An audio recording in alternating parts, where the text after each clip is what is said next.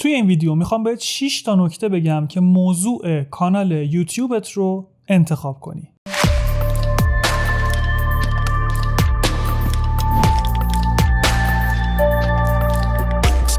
سلام، من مازیارم و اینجا یوتیوب ادیکته. خیلی خوش اومدی به این ویدیو. اگر داری این ویدیو رو میبینی احتمالاً قصد داری فعالیتت رو تو یوتیوب شروع بکنی، اما نمیدونی چه موضوعی انتخاب کنی، نمیدونی از کجا باید شروع کنی. تو این ویدیو میخوام بهت 6 تا نکته بگم که بهت کمک میکنه موضوعت رو بهتر انتخاب کنی. خوبی که فعالیت تو یوتیوب داره اینه که اگر موضوع تو موضوع خوبی باشه، تو مدت زمان کمتر، با تعداد محتوای کمتر و با انرژی کمتری به درآمد میرسی. اولین و مهمترین نکته‌ای که برای انتخاب موضوع هست اینه که تو باید به اون موضوع علاقه‌مند باشی. چرا؟ چون که باید مدت زیادی توی اون موضوع کار کنی، فعالیت کنی، در موردش تحقیق کنی، متن بنویسی، براش ویدیو بگیری، تدوین کنی، آپلود کنی. اگر که مخصوصاً موضوع تو با چهره باشه و باید خودت جلو دوربین نشسته باشی، اگر به موضوع علاقه داشته باشی، این کاملا تو چهره تو، توی حالت بیان تو خودشو نشون میده. و اگر که به موضوع علاقه نداشته باشی، یه مدت کوتاهی بعد از اینکه کانالت رو شروع کردی دلسرد میشی و اون رو رها میکنی. پس علاقه داشتن به موضوع میتونم بگم شاید مهمترین بخشه، چون که اون استمراره هم از همین میاد. اگر بهش علاقه نداشته باشی احتمالاً استمرار هم نخواهی داشت و موضوع رو رها میکنی. نکته دوم، باید موضوعی باشه که بشه برای مدت زمان طولانی براش تولید محتوا کرد، پیرو ترند خاصی نباشه. مثلا کانالی که اومده نیچ هم کار کرده و صرفاً داشته روی موضوع گیم آف ترونز تولید محتوا میکرده. خب 10 سال اون کانال خوب بوده، اوضاع خوبی داشته تا زمانی که این سریال تموم شده و الان دیگه واقعاً ترند نیست، مردم در موردش سرچ نمیکنن. یا مثلا چیزی مثل هری پاتر، یا خب توی موضوعات خیلی زیاد پیش میاد دیگه، ایرانیشو بخوایم بگیم مثل پوست شیر، خب اتفاق در موردش نمیفته مگر اینکه حالا یه روزی یه فصل دومی شاید ازش ساخته بشه و دوباره اون کانال ها بیان بالا. پس موضوعی رو انتخاب کن که پیرو ترند خاصی نباشه، یعنی الان ترند نباشه 2 سال دیگه مثلا از ترند بیفته. موضوعی باشه که در دراز مدت بتونی براش تولید محتوا کنی، اصطلاحاً تاریخ مصرف نداشته باشه. نکته سوم، موضوعی رو انتخاب کن که وقتی داری توش تولید محتوا میکنی توی اون موضوع مهارت هم داشته باشی. خب ببین خیلی ها بودن که اومدن مثلا کانال ریاکت رو انداختن ولی شکست خوردن. چرا؟ چون که توی اون ریاکت، تو که داری ریاکت میزنی به یک موضوعی، اون چیزایی که بین اون ریاکت میگی، اون نوع ریاکت کردنت به اون موضوع، اون شیوایی کلامی که داری، یا مثلا اگر موضوعات فان انتخاب کردی، اون سنس آف هیومری که داری، اون تناز بودنی که داری کمک میکنه که اون موضوع رشد بکنه، کانالتو دیده بشه، به مخاطب اون حس انتقال داده بشه که مخاطب اون ویدیو رو تا انتها ببینه. اگر اون مهارت رو نداری اون موضوع رو نباید شروع بکنی.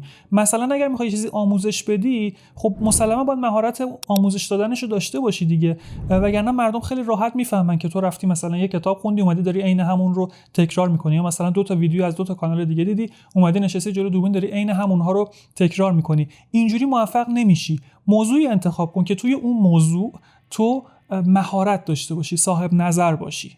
تا اینجا ویدیو چطور بود؟ اگر ویدیو رو دوست داشتی کانال من رو سابسکرایب کن و یک لایک هم روی ویدیو بذار. مجموعاً 3 ثانیه بیشتر ازت وقت نمیگیره ولی برای من خیلی ارزشمنده. نکته 4 خیلی نکته مهمه، یه ذره هم طولانیه. موضوعی که انتخاب میکنی باید روی یوتیوب در حال حاضر مخاطب داشته باشه یا پتانسیل جذب مخاطب رو در آینده نزدیک داشته باشه. خب از کجا اینو بفهمیم؟ چند تا راه داره. اول از همه یه قلم و کاغذ بیار، موضوعی که میخوای انتخاب کنی رو بنویس، یک سرشاخه اصلی براش بنویس. مثلا کار خودم آموزش عکاسی. بعد سعی کن 5 تا 6 تا 10 تا زیر شاخه براش بنویسی. مثلا آموزش عکاسی پورتره، آموزش عکاسی صنعتی، آموزش ادیت عکس، آموزش هر چیزی. مثلا آموزش آشپزی میخوای داشته باشی، آموزش آشپزی ایرانی، آموزش آشپزی فرنگی، آموزش پخت قرمه سبزی. این زیر شاخه ها رو هم براش بنویس.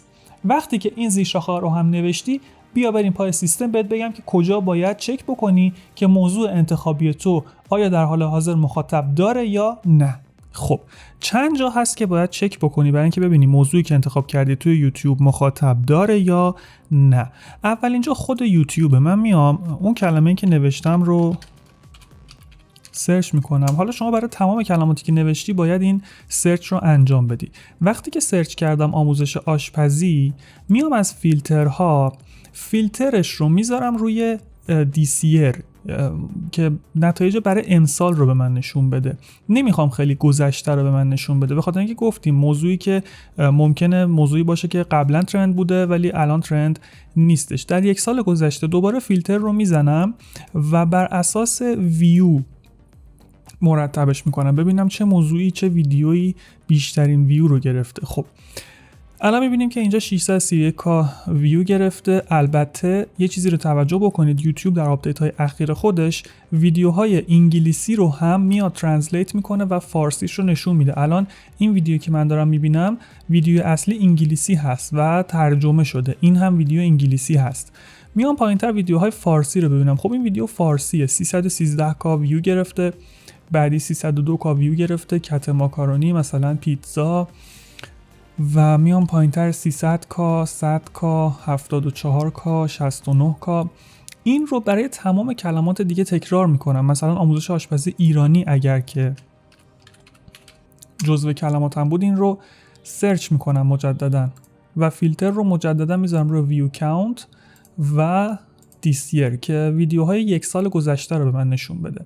خب میبینیم که 8 ماه پیش 10K، 3 ماه پیش 313K، مجددا همین ویدیویی هستش که توی آموزش آشپزی هم بالا اومده بود. 8 ماه پیش 8K، 5 ماه پیش 12K، 7 ماه پیش 45K و به این ترتیب میبینم که نسبتاً مناسبه. حالا جای دیگه که باید سرچ بکنم جایی نیست جز گوگل ترندز. من میرم توی trends.google.com. این مرحله رو با موبایل هم میتونید انجام بدید، حتی مرحله قبلی رو.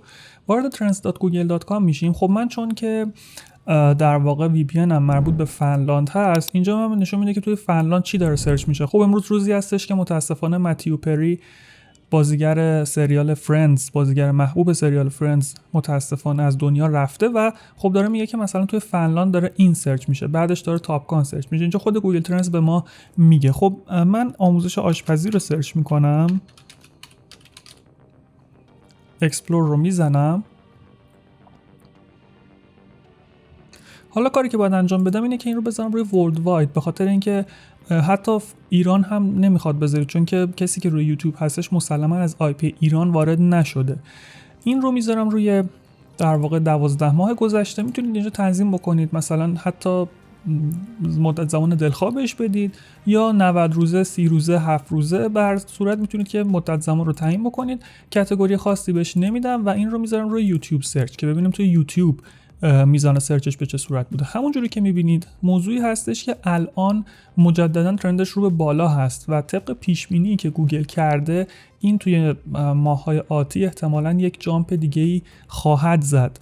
وقتی که بیام پایین‌تر میبینیم که ریلیتد کوئری ها رو به من میده. میگه که آموزش آشپزی ساده، آشپزی ایرانی و آموزش آشپزی ایرانی، یعنی همون کلمه‌ای که خودم سرچ کرده بودم. الان من آموزش آشپزی رو سرچ کردم و میگه که آشپزی ایرانی و آشپزی ساده کلماتی هستن که در حال رشد هستن. تاپ رو که بزنم مجددا میبینیم که آشپزی ایرانی، آشپزی افغانی و آشپزی حرفه‌ای کلماتی هستن که مجددا اینجا هستن.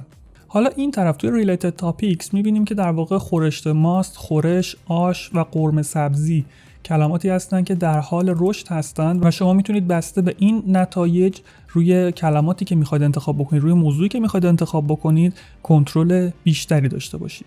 اما یه کار دیگه هم که میشه کرد اینه که ما بیایم از این پلاگین هایی که من اینجا نصب کردم استفاده بکنیم. من 2 تا پلاگین دارم که حالا آموزش اینها رو کامل براتون میذارم تحت عنوان تیوب بادی و ویدایکیو که این 2 تا رو حتما اگر که میخواید روی یوتیوب فعالیت بکنید باید توی اکستنشن هاتون داشته باشید. اینجا مثلا من آموزش آشپزی ایرانی که سرچ کردم میبینیم که تیوب بادی بهش یک ریتی داده و گفته که در واقع اسکورش چقدر، بیشترین بازدیدش چقدر، میانگین بازدیدها توی این کلمه کلیدی چقدر هستش که میانگین بازدیدها 62000 ویو هست و کانال هایی که این موضوع رو کار کردن میانگین سابسکرایبشون 84K سابسکرایب هست، یعنی اینکه موضوع خوبی هستش.